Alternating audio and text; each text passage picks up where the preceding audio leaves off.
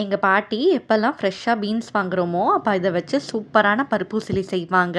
செம்ம டேஸ்டியா இருக்கும். அதனாலேயே இந்த ரெசிபிய எங்க பாட்டிகிட்ட நான் கத்துக்கிட்டேன். வாங்க எப்படி செய்றதுன்னு பார்க்கலாம். இந்த வீடியோ மறக்காம சேவ் பண்ணிட்டு, அப்படியே நம்ம சேனலுக்கு சப்ஸ்கிரைப் பண்ணிடுங்க. அதுக்கு 1 கப் கடலை பருப்பை நல்லா கழுவி, தண்ணி ஊத்தி 5 காஞ்ச மிளகாய் சேர்த்து 2 மணி நேரம் ஊற வச்சிடலாம். இப்போ ஒரு கடாயில 3 கரண்டி எண்ணெய் ஊத்தி, கொஞ்சம் கடுகு, சீரகம், உளுந்து தாளிச்சுட்டு, கட் பண்ண 2 வெங்காயம், ஒரு பச்சை மிளகாய், கொஞ்சம் கருவேப்பிலையை சேர்த்து நல்லா வதக்கிடலாம். இப்போ இது கூட க்ளீன் பண்ணி கட் பண்ணி வச்சிருக்கிற பீன்ஸை சேர்த்து நல்லா கலந்துட்டு 1 கப் தண்ணி ஊற்றி மூடி போட்டு ஒரு 7 நிமிஷம் வேக வச்சிடலாம். இப்போ ஒரு மிக்சி ஜாரில் ஊற வச்சிருந்ததை சேர்த்து கூட கொஞ்சம் சோம்பு, பெருங்காயத்தூள், கொஞ்சமா உப்பு சேர்த்து நல்லா அரைச்சி எடுத்துக்கலாம். இப்போ ஒரு இட்லி தட்டில் எண்ணெய் தடவி அரைச்சி வச்சிருந்ததை வடை மாதிரி வச்சு ஒரு 10 நிமிஷம் வேக வச்சுக்கலாம். இப்போ வேக வச்சதை எடுத்து ஒரு மிக்சி ஜாரில் சேர்த்து நல்லா அரைச்சிக்கலாம். இப்போ ஒரு 7 நிமிஷம் கழிச்சு மூடியை திறந்து கொஞ்சமா உப்பு, கொஞ்சம் மஞ்சள் தூள் சேர்த்து நல்லா பெரட்டி விட்டு திரும்ப மூடி போட்டு இன்னொரு 7 நிமிஷம் வேக வச்சுக்கலாம். இப்போ மூடியை திறந்து இது கூட 1/2 கப் திருவின தேங்காவை சேர்த்து நல்லா கலந்துட்டு, கூடவே அரைச்சு வச்சிருந்த கடலைப்பருப்பையும் சேர்த்து நல்லா கலந்துட்டு, கடைசியா ஒரு கரண்டி எண்ணெய் சேர்த்து ஒரு 2 நிமிஷம் பெரட்டி விட்டு ஸ்டவ் ஆஃப் பண்ணிட்டா